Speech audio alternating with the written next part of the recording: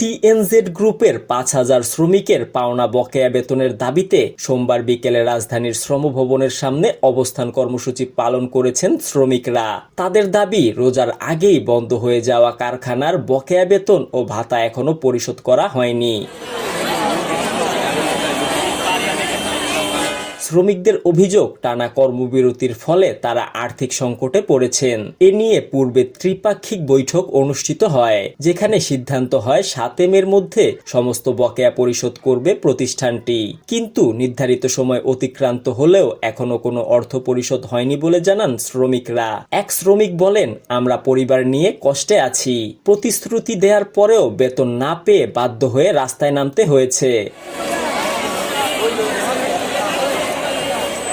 শ্রমিকরা জানান, তাদের দাবি আদায় না হওয়া পর্যন্ত এই অবস্থান কর্মসূচি চলমান থাকবে। তারা দ্রুত বকেয়া বেতন পরিশোধ এবং শ্রম অধিকার নিশ্চিতের দাবি জানান সরকারের কাছে। প্রতিষ্ঠানটির পক্ষ থেকে এ বিষয়ে কোনো বক্তব্য এখনো পাওয়া যায়নি।